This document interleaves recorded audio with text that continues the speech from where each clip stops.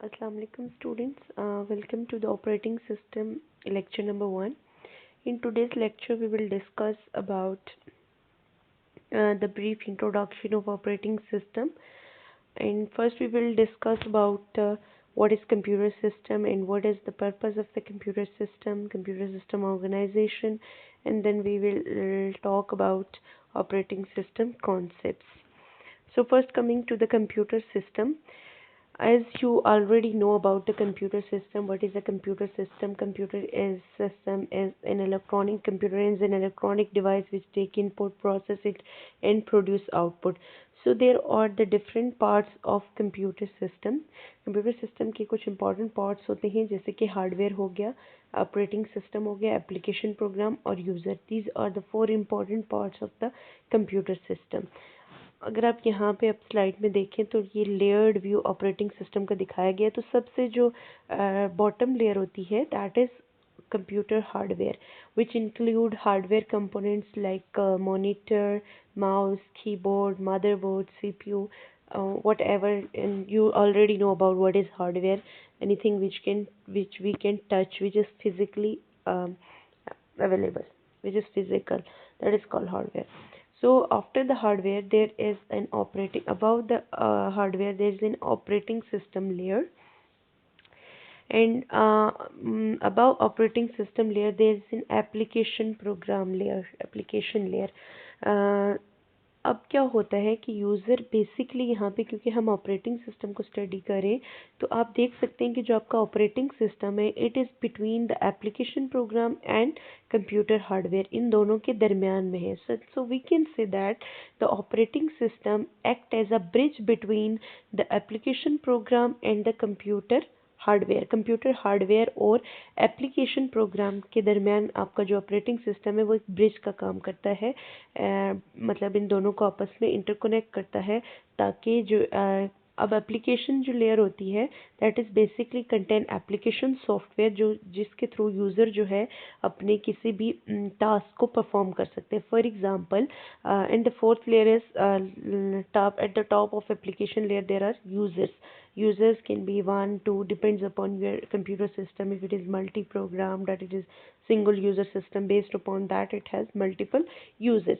सो user जो है वो कंप्यूटर सिस्टम पे जब भी कोई टास्क परफॉर्म कराते हैं तो वो किसके थ्रू एप्लीकेशन प्रोग्राम के थ्रू यूज़र जो है वो अपने टास्क परफॉर्म करते हैं या अपने प्रोग्राम्स को एग्जीक्यूट करते हैं. अब एप्लीकेशन सॉफ्टवेयर या एप्लीकेशन प्रोग्राम कौन कौन से आ गए? आपके कंपाइलर आ गए, आपके असेंबलर आ गए, टेक्स्ट एडिटर आ गए, वर्ड प्रोसेसिंग सॉफ्टवेयर्स आ गए. जैसे आपके पास वर्ड ऑफिस है जिसमें आपके पास वर्ड है. अब फॉर एग्जांपल आप वर्ड के ऊपर कोई काम कर रहे होते हैं तो बेसिकली आप क्या कर, दैट वर्ड इज़ जो एम एस वर्ड है that is an application software, और आप एज ए यूज़र उसको यूटिलाइज कर रहे होते हैं for a specific purpose, for writing a document और समथिंग.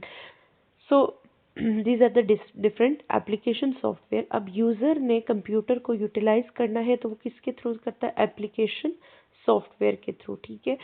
अब और एप्लीकेशन सॉफ्टवेयर ज़ाहिर है हार्डवेयर कंपोनेंट को उसने यूटिलाइज करना है, तो दरमियान में क्या चीज़ होती है? ऑपरेटिंग. यूज़र सिर्फ क्या करता है कि वो एप्लीकेशन सॉफ्टवेयर को यूज़ कर रहा होता है, और जो बैक एंड पे काम होता है कि किस तरह से हार्डवेयर के साथ इंटरेक्ट करना है, यूज़र को डायरेक्टली हार्डवेयर के साथ इंटरेक्ट नहीं करना पड़ता, वो सारा काम कौन कर रहा होता है? आपका ऑपरेटिंग सिस्टम. जितना भी यूज़र जस्ट कमांड लिखता है, अगर कमांड लाइन सिस्टम है या ग्राफिकल यूज़र इंटरफेस है, फॉर एग्जांपल आपने कोई फाइल ओपन करनी है तो आप जस्ट फाइल के आइकन पे क्लिक करते हो. आप ये नहीं देखते कि वो फाइल आपकी मेमोरी में, हार्ड डिस्क में कहाँ पे पड़ी हुई है, उसको उठा के अपने मेन मेमोरी में लेके आना है, और कहाँ पे उसको कितनी मेमोरी एलोकेट करनी है, ये कुछ भी आप नहीं कर रहे होते. ये सारे काम कौन कर रहा होता है? Operating system. सो जितनी भी डिफ़िकल्ट जॉब्स होती हैं that are perform by the operating system.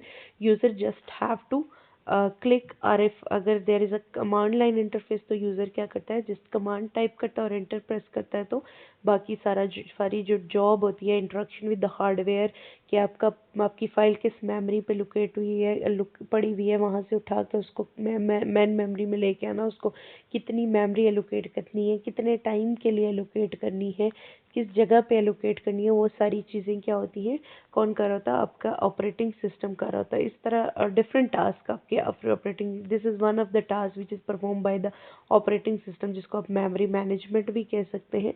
वो सारा काम आपका ऑपरेटिंग सिस्टम कर रहा था। So operating system is basically between the application in a bridge between the application program and computer hardware. अगर आपके पास एक कंप्यूटर सिस्टम है, कंप्यूटर हार्डवेयर है, यानी फिजिकल कंप्यूटर आपके पास है, आपके पास सीपीयू है, मॉनिटर है, माउस है, कीबोर्ड है, आपके पास application software is like you have a office की आपके पास सीडी है और समथिंग एनी कंपाइलर और एनी assembler कुछ भी आपके पास है, but you don't have operating system installed on your computer, then you can't utilize your computer system and application software. ना तो आप एप्लीकेशन सॉफ्टवेयर को यूटिलाइज कर सकते हैं, ना आप अपने कंप्यूटर सिस्टम को यूज़ कर सकते हैं। सो operating system is an essential component of a computer system. Without that you can't utilize your computer hardware और सॉफ्टवेयर। कोई भी सॉफ्टवेयर या कोई भी हार्डवेयर आप ऑपरेटिंग सिस्टम के बगैर यूटिलाइज नहीं कर सकते। मतलब आपके पास कंप्यूटर है, उसमें विंडोज़ इंस्टॉल नहीं है, आपके पास एम एस वर्ड का सॉफ्टवेयर पड़ा है, लेकिन आपके पास विंडोज़ इंस्टॉल नहीं है, तो आप उस एम एस वर्ड के सॉफ्टवेयर को भी यूटिलाइज नहीं कर सकते जब तक के आपके पास विंडोज़ इंस्टॉल नहीं होता, या कोई भी और जो लिनक्स यूनिक्स जो भी ऑपरेटिंग सिस्टम आप यूज़ करना चाह रहे हैं, जब तक वो ऑपरेटिंग सिस्टम आपके सिस्टम में, आपके कंप्यूटर में इंस्टॉल नहीं होगा, you can't utilize the hardware components और the software components. So operating system is a very essential component of your computer system. So next, coming to the purpose of the computer system. Computer system consists of the software hardware that are combined to provide a tool to solve a specific problem in an efficient manner and execute program. Purpose of the computer system हम बचपन से सुनते आ रहे हैं, या जब से हम कंप्यूटर से हमारा इंट्रैक्शन हुआ, वी नो के जो कंप्यूटर सिस्टम है वो किस पर्पस के लिए यूज़ किया जाता है। कंप्यूटर को हम बेसिकली अपनी प्रॉब्लम्स को सॉल्व करने के लिए, कंप्यूटर में हार्डवेयर है, सॉफ्टवेयर है, उन दोनों को कंबाइन करके हम यूटिलाइज करते हैं स्पेसिफिक प्रॉब्लम को सॉल्व करने के लिए, किसी एक प्रॉब्लम को सॉल्व करते हैं। फॉर एग्जांपल हम कोई प्रोग्राम लिखते हैं टू ऐड टू नंबर्स, दो नंबर्स को ऐड करने के लिए, तो हमारा प्रॉब्लम क्या था कि हमने दो नंबर को ऐड करना था, तो हमने कंप्यूटर को यूटिलाइज करते हुए उस प्रॉब्लम को सॉल्व कर लिया इन एन एफिशिएंट मैनर। मतलब अगर हम एक प्रॉब्लम को हाथ से भी सॉल्व कर सकते हैं, लेकिन जब हम उसको कंप्यूटर के थ्रू यानी सॉफ्टवेयर के थ्रू सॉल्व करते हैं तो वो ज़्यादा एफिशिएंटली होता है, उसमें एरर के चांसेस कम होते हैं, एंड वो हमारा बहुत सारा टाइम सेव हो जाता है। सो इन एन एफिशिएंट मैनर हम किसी भी प्रॉब्लम को सॉल्व कर सकते हैं। सो कंप्यूटर सिस्टम का पर्पस बेसिकली क्या है, टू एग्जीक्यूट यूज़र प्रोग्राम्स और टू परफॉर्म यूज़र टास्क। अब यू कैन से एनीथिंग कि आपके कंप्यूटर सिस्टम का पर्पस बेसिकली ये है कि यूज़र के प्रोग्राम को एग्जीक्यूट करना, यूज़र के टास्क को परफॉर्म करना by utilizing hardware and software, both hardware और सॉफ्टवेयर को यूटिलाइज करते हुए आप एफिशिएंट मैनर में, एफिशिएंट तरीके से अपनी प्रॉब्लम को सॉल्व कर सकते हैं। Here is a computer system hardware. This is the organization of computer system. Computer system basically आपने introduction to computer में ICT के अंदर ये चीज़ें पढ़ ली होंगी, so I'm not going to spend more time on this. So quickly मैं slide को रिव्यू करती हूँ और फिर हम आगे चलते हैं। सबसे पहले यहाँ पे आप देखें आपके पास एक सिस्टम बस है, और आपकी सिस्टम बस के थ्रू जितनी भी डिवाइसेस हैं, पैराफेरियल डिवाइसेस हैं, और आपकी जितनी भी हार्डवेयर डिवाइसेस हैं वो आपके प्रोसेसर के साथ, यहाँ पे आप देखें लेफ्ट साइड पे आपके पास प्रोसेसर है, और आपकी जितनी भी पैराफेरियल डिवाइसेस हैं वो थ्रू सिस्टम बस कनेक्टेड है किसके साथ, आपके सीपीयू के साथ, that is keyboard, mouse, printer, monitor, hard disk, ठीक है। और आपकी जो मेमोरी है रैम, जिसको आप मेन मेमोरी कहते हैं, रैम जो है वो आपकी कनेक्टेड है, रैम रोम आपकी जो मेन मेमोरी है वो कनेक्टेड है थ्रू मेमोरी बस आपके प्रोसेसर के साथ। So this is the basic organization of computer system, that how different components of the computer are connected with each other. So I'm not going to spend more time. Let's have a look on the course outline which we will discuss in this course.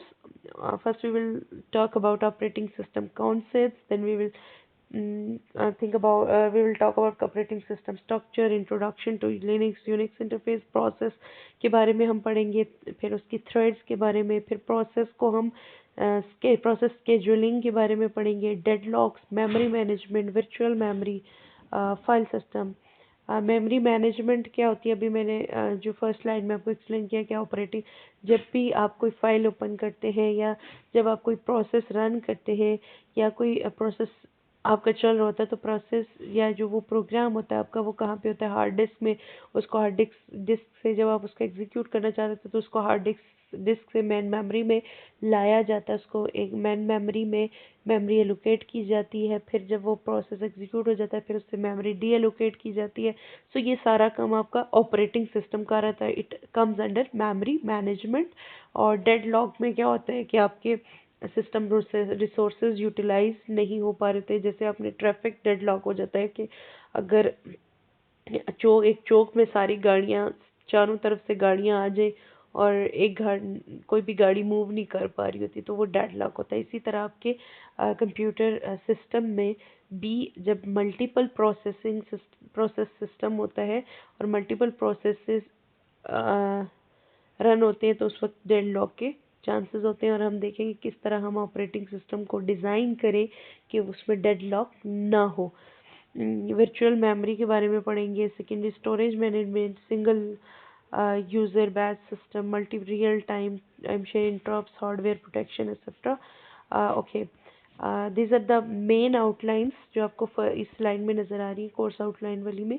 पहली outline क्या है, operating system concepts. तो operating system concepts के अंदर इसको अगर मैं थोड़ा और डिस्क्राइब करूँ तो हम डिफरेंट ऑपरेटिंग सिस्टम पढ़ेंगे, single user system, batch system, multi program system, time share system, real time system, interrupt traps and software interrupt. These are the important topic हम ये पढ़ेंगे। एंड होपफुली आपने इसको पहले असेंबली और कंप्यूटर ऑर्गेनाइजेशन एंड असेंबली के course में भी पढ़ लिया होगा। उसके अलावा हम हार्डवेयर प्रोटेक्शंस पढ़ेंगे।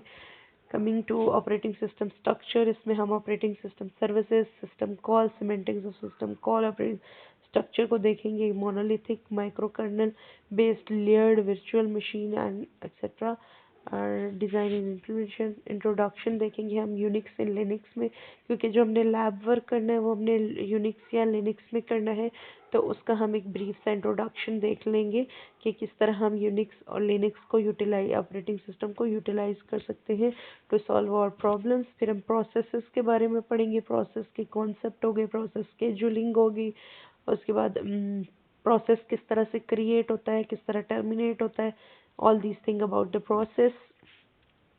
और then we will talk about threads के बारे में हम पढ़ेंगे कि थ्रेड्स क्या होते हैं, user level and kernel level threads कौन से होते हैं, सीपीयू स्केजुलिंग एल्गोरिदम्स हम देखेंगे डिफरेंट टाइप्स के। फिर प्रोसेस सिंक्रोनाइजेशन का कॉन्सेप्ट हम पढ़ेंगे, उसमें हम classical problems of synchronization, critical section problem, deadlocks और ये सारी चीज़ें देखेंगे। एंड डेडलॉक मेमोरी मैनेजमेंट को हम पढ़ेंगे। मेमोरी मैनेजमेंट में हमारे पास डिफरेंट एल्गोरिदम्स हम पढ़ेंगे कि किस तरह से हम मेमोरी को मैनेज कर सकते हैं, memory manage.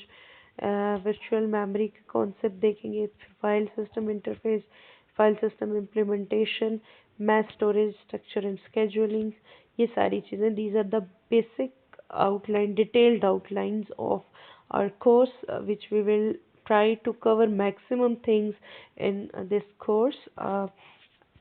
Now let's talk about what is in operating system।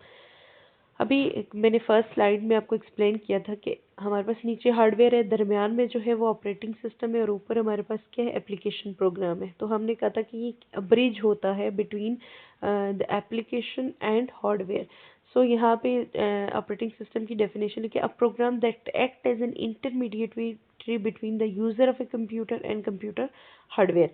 सो आपका यूज़र जो है वो एप्लीकेशन के थ्रू हार्डवेयर को यूटिलाइज कर रहा होता है। सो यूज़र ने यूटिलाइज करना है हार्डवेयर को तो वो एप्लीकेशन सॉफ्टवेयर उसके पास है, वो उसके थ्रू उसको यूटिलाइज करेगा, but he need something that will act as intermediatory, that is operating system. So operating system के बारे में आप ये कह सकते हैं कि ये एक प्रोग्राम है जो एक्ट करता है as an intermediary between user of a computer and computer hardware, provide the user a simpler virtual machine to work with. User को एक सिंपलर मशीन प्रोवाइड कर देता है जहाँ पे यूजर काम कर सकता है। अब होता क्या है कि यूजर जब जो है कोई भी काम करता है, ठीक है, लाइक मैंने पहले आपको एग्जांपल दी कि आप वर्ड प्रोसेसिंग में कोई वर्ड पे आप कुछ लिख रहे हैं, तो बैक एंड पे बेसिकली क्या हो रहा है, आप जो भी फाइल क्रिएट कर रहे होते हैं उसको मेमोरी एलोकेट हो रही होती है या मेमोरी डी एलोकेट हो रही होती है, वो हार्डवेयर उसको सीपीयू स्टेट सेट हो रही होती है, वो सारी चीज़ें जो है वो कौन कर रहा होता है, आपका ऑपरेटिंग सिस्टम कर रहा होता है। ऑपरेटिंग सिस्टम बेसिकली यूजर को एक सिंपल मशीन प्रोवाइड कर देता है जिसके थ्रू यूजर जो है जस्ट बाय क्लिकिंग और जस्ट बाय टाइपिंग कमांड्स उसको यूटिलाइज कर रहा होता है। A program that allocates and deallocate computer system resources in an efficient fair secure manner and. अच्छा, उसके अलावा क्या होता है कि जब भी आपका कोई प्रोग्राम लाइक कोई प्रोग्राम आप एग्जीक्यूट करें तो वो एग्जीक्यूटेबल फाइल जो है आपकी कहाँ पे पड़ी होती है, प्रोग्राम की जो फाइल्स होती हैं वो आपकी हार्ड डिस्क में पड़ी है। हार्ड डिस्क से उसको मेन मेमोरी में लेके आना, उसको मेमोरी एलोकेट करनी है। अब जाहिर है जब आपने एक प्रोग्राम एग्जीक्यूट करना है तो there are different resources that are needed, जो एक प्रोसेस को या एक प्रोग्राम को ज़रूरत होते हैं फॉर इट्स एग्जीक्यूशन, जिसमें आपका सीपीयू साइकिल आ गया, आपकी मेमोरी आ गई, आपकी आईओ डिवाइसेस आ गई, मतलब जो भी चीज़ें एक प्रोसेस को चाहिए होती है फॉर इट्स एग्जीक्यूशन, वो उसको देना किस टाइम पे किस प्रोसेस को, अगर मल्टीपल प्रोसेस है तो किस टाइम पे किस प्रोसेस को कौन से, उन सबको हम रिसोर्सेज कहते हैं। रिसोर्सेज में क्या आ गया, आपका सीपीयू टाइम आ गया, आपकी मेमोरी आ गई, आपके रजिस्टर्स आ गए एंड ऑल दीज थिंग्स, ठीक है। सो इन रिसोर्सेज को किस टाइम पे किस प्रोसेस को कौन से रिसोर्सेज एलोकेट करने और कब उससे वो रिसोर्सेज वापस ले लेने हैं, वो सारा काम कौन कर रहा था, आपका ऑपरेटिंग सिस्टम कर रहा था। So program that allocate and deallocate computer system resources in an efficient. अच्छा, अब वो एलोकेट डी एलोकेट कर रहा होता है, लेकिन इस तरह से एलोकेट और डी एलोकेट कर रहा होता है ताकि सारे की प्रोसेस, सारे के सारे जो प्रोसेसेस हैं, मल्टीपल प्रोसेसेस अगर रन हो रहे हैं तो सारे के सारे प्रोसेसेस को फेयर के दरमियान फेयर डिस्ट्रीब्यूशन हो। फेयर डिस्ट्रीब्यूशन है यानी अगर एक प्रोसेस को अगर 1 सीपीयू साइकिल मिला है, इतने टाइम के लिए सीपीयू मिला है, तो दूसरे प्रोसेस को भी उतने टाइम के लिए सीपीयू मिलना चाहिए। इतने प्रोसेस को ये रिसोर्सेज इतने टाइम के लिए मिले हैं तो दूसरे प्रोसेस को भी उतने टाइम के लिए। फेयर, सिक्योर, और दूसरी चीज़ क्या होती है कि सिक्योर मैंने इस तरह से ना हो कि कोई डेडलॉक की सिचुएशन आ जाए। मैंने पहले आपको बताया कि डेडलॉक मीन कि आपका सिस्टम कोई भी यूजफुल वर्क ना कर रहा हो, वो एक अनयूजफुल स्टेट में चला जाए, ठीक है। सो आपके सिक्योर मैनर में कोई ऐसी प्रॉब्लम ना आ जाए कि जिससे सारे के सारे प्रोसेसेस रुक जाएं। सो सिक्योर मैनर में वो रिसोर्सेज को डिस्ट्रीब्यूट करता है, ठीक है। सो आप ये कह सकते हैं कि program that allocate deallocate computer system resources in an efficient, fair and secure manner. A resource manager इस सारे के सारे रिसोर्सेज को मैनेज कर रहा होता है कि इस टाइम पे इस प्रोसेस को ये रिसोर्सेज देने, इस टाइम पे इससे वापस ले लेने और इस प्रोसेस को दे देने, ठीक है। फॉर एग्जांपल P1 P2 दो प्रोसेसेस हैं, तो ये चीज़ ऑपरेटिंग सिस्टम मैनेज कर रहा होता है कि इस टाइम पे P1 को कौन से रिसोर्सेज देने हैं और कब इससे ये रिसोर्सेज वापस ले लेने, और P2 को किस वक्त रिसोर्सेज देने हैं, कौन से देने हैं और कब वापस लेने हैं। ये सारा काम आपका ऑपरेटिंग सिस्टम कर रहा होता है, इसलिए हम इसको रिसोर्स मैनेजर भी कहते हैं। Operating system goal execute user program and make solving user problem easier. जो ऑपरेटिंग सिस्टम का गोल होता है, जो बेसिक पर्पस होता है ऑपरेटिंग सिस्टम का, वो यही होता है कि यूज़र के प्रोग्राम्स को एग्जीक्यूट करना इन एन एफिशिएंट मैनर, और ताकि यूज़र जो है वो अपनी प्रॉब्लम्स को इजीली सॉल्व कर सके, ठीक है। ऑपरेटिंग सिस्टम का पर्पस क्या होता है कि जो भी यूज़र प्रोसेस आता है उसको एफिशिएंट वे में एग्जीक्यूट करा देना ताकि यूज़र को कोई प्रॉब्लम ना हो और वो आराम से अपनी प्रॉब्लम को सॉल्व कर सके। Make the computer system convenient to use. अब क्या होता है कि यूज़र को डायरेक्टली हार्डवेयर के साथ इंटरेक्ट नहीं करना पड़ता। यूज़र को ये नहीं करना पड़ता कि फॉर एग्जांपल मैंने ये प्रोसेस या ये मैंने प्रोग्राम लिखा है या ये मैंने फाइल क्रिएट की है, तो मैंने इसको स्टोर कहाँ करना है, मैंने इसको ये किस वक्त एग्जीक्यूट क्या रिसोर्सेज देने हैं, मैंने इसको मेन मेमोरी में कैसे लोड करना है, कहाँ पे लोड करना है, किस वक्त इसको इसकी सीपीयू स्टेट क्या सेट करनी है, वो सारी चीज़ें यूज़र को नहीं करनी पड़ती just because of operating system. ये सारी चीज़ें कौन कर रहा होता है? ऑपरेटिंग सिस्टम कर रहा है। सो कंप्यूटर सिस्टम को कन्वीनियंट बनाता है टू यूज़। अब एक लेमैन है वो भी कंप्यूटर सिस्टम को आराम से यूटिलाइज कर सकता है just by clicking on files, just copy and paste files.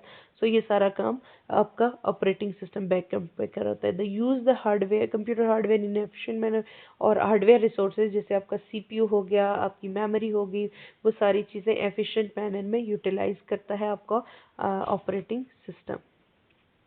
So this is all about today's lecture, और नेक्स्ट लेक्चर में हम मज़ीद इसको एक्सप्लेन करेंगे इन चीज़ों को। Hope you understand all this things. Simply आज के लेक्चर में हमने कंप्यूटर सिस्टम देखा, उसका लेयर्ड स्ट्रक्चर देखा कि सबसे नीचे हार्डवेयर की लेयर होती है, उसके ऊपर जो है आपका ऑपरेटिंग सिस्टम होता है, then application program and then users. User जो है वो इंटरेक्ट करते हैं with hardware through application software, और एप्लीकेशन सॉफ्टवेयर फिर हार्डवेयर को कैसे के साथ किस तरह से इंटरेक्ट करती है? Through operating system. Operating system जो होता है वो एक रिसोर्स मैनेजर होता है या इंटरमीडिएटरी सॉफ्टवेयर है जो क्या करता है, जो एक करता है between user and computer hardware.